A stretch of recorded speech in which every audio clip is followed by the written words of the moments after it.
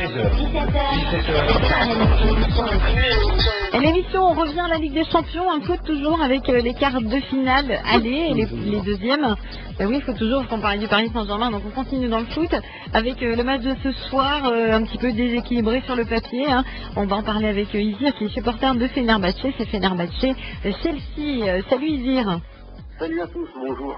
Bah alors toi Isir, t'es webmaster du site fenerfrance toutaccroché.com, un site qui rassemble évidemment les supporters de Fenerbahçe en France. Tout à fait, ouais, un site qu'on a créé il y a 3 ans avec quelques potes et qui de jour en jour a continué à grandir et on a aujourd'hui 1200 membres. On essaie un peu de réunir tous les supporters fédéraux en France, voilà. Oh bah ça c'est vachement sympa. Ouais. Ce soir ça se passe à la maison pour vous, hein. Vous aurez forcément, on y pense à chaque fois, le 12e homme avec vous, ça c'est plutôt un point positif. Ah, c'est sûr qu'à la maison on a vraiment des supporters excellents et cette saison on a gagné tous nos matchs en Ligue des Champions à domicile. Donc c'est ce qui me fait un peu espérer pour ce soir, il n'y a pas de raison que ça change.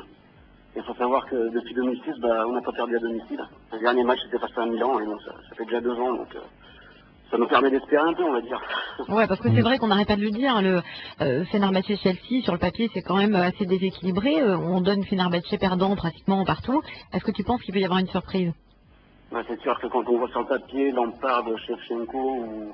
Ah ouais. C'est vrai que ça fait peur. Mais bon, Shevchenko joue pas ce soir. On va dire que c'est une petite source d'espérance. Mais c'est sûr que ça reste très très dur. Mais si on pouvait le faire, ça serait génial. En tout cas, il y a un truc qui est sûr, c'est que Fenerbahçe est le seul club non anglais en lice ce soir, hein, pour la deuxième journée des quarts de finale. Il n'y a que des clubs anglais après. Hein. On a 3 clubs anglais, mais c'est sûr que cette année, les clubs anglais sont vraiment forts. Et quand on regarde leur championnat, ils sont au-dessus des autres championnats européens.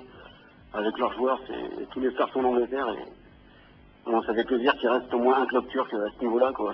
Ah, ça c'est clair. C'est déjà super bien, hein, pour Fenerbahçe d'être arrivé à ce niveau-là. On espère, hein, que ça va continuer. Moi, j'aimerais bien une petite surprise ce soir. Ouais, pour j'aimerais vous. bien. Moi, franchement, Fenerbahçe, ça me ferait plaisir. Ouais, moi aussi, ça me ferait carrément super plaisir. Ouais. Alors, ça serait génial pour nous. Ah bah oui. Ça c'est sûr. Faut être réaliste. Voilà, faut être réaliste, hein, ça va pas être simple. Justement, quelles sont... En cette victoire ce soir, je pense qu'au match retour, on aura des chances quand même. Ah ouais, de toute façon. Quels sont d'après toi les points forts de Fenerbahçe pour ce soir? Je l'ai dit, en face, il y a du lourd. Ah, c'est sûr qu'il y a du lourd, mais je dirais que cette année, au fil des matchs, on a montré qu'on avait quand même une défense assez solide, avec les 2 arrières centraux sud-américains, Lugano et Ligou. Donc je pense que si en défense on tient bon, au milieu on a des bons créateurs comme Alex, qui est la star de l'équipe. Je pense qu'Alex, il trouvera forcément la faille, c'est sûr. À tous les matchs on a trouvé la faille et là, il n'y a pas de raison qu'il ne trouve pas et je pense qu'il marquera ce soir. Alex et Kezman notamment qui a joué contre Chelsea, son ancienne équipe. Il va peut-être essayer de vous faire voir à Chelsea que peut-être qu'ils auraient dû le garder. Ouais, tu m'étonnes. Kezman et Alex seront les points forts, je pense, de Fenerbahçe ce soir. On n'oublie pas quand même Fenerbahçe, un champion de Turquie en titre, leader du championnat. Ça se passe bien, hein, pour Fenerbahçe. En ce moment, ça se passe très bien. Ce week-end, on a gagné le derby face à Beşiktaş 2-1. On est leader actuellement. J'espère qu'on sera champion. C'est quand même serré ce premier championnat, mais on va être champion. En Ligue des Champions, cette année, c'est vraiment une saison de rêve. On est super heureux, quoi. On espère que ça continue comme ça, il n'y a pas de raison. On a les joueurs pour, on a un entraîneur génial qui s'appelle Zico, donc j'ai vraiment confiance en l'équipe. Et puis là, l'équipe va être surmotivée parce que c'est quand même la possibilité historique de se faire une place dans une compétition européenne. Ah, c'est sûr que là, arriver en demi-finale, ça serait vraiment ça serait excellent, ça serait génial. Donc, les quarts finales, c'est déjà vraiment un exploit, je pense, parce que c'était au premier match face à Anderlecht en tour préliminaire.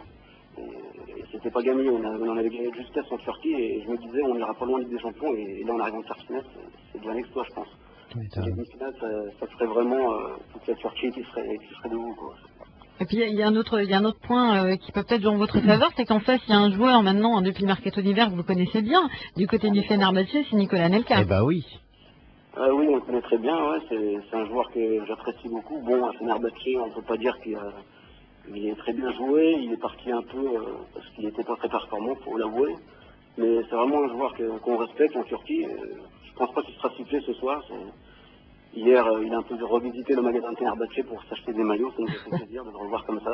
Ouais, il est resté 2 ans, 2004-2006. Ouais, il est resté 2 ans, bon, après...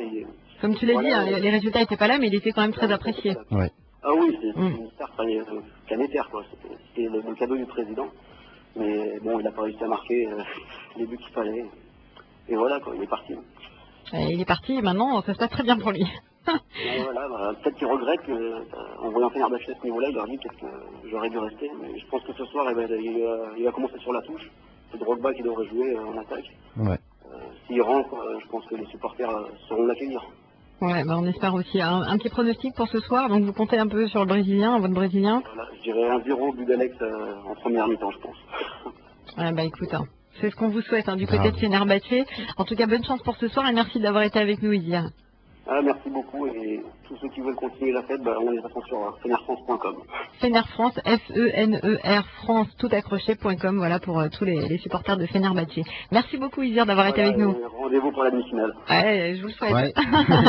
Allez, salut Idir, bye. Ciao. Merci, bonne continuation. Merci à toi aussi. Évidemment, les chances de Fenerbahçe sont faibles ce soir face à Chelsea, Et moi, mais là, pas par contre, j'y impossible. crois. Mais Là, pas par contre, ça, impossible. c'est une équipe, j'y crois. Même si Chelsea, ils sont surpuissants, mais Fenerbahçe, je pense qu'ils peuvent faire quelque chose avec leur public à domicile.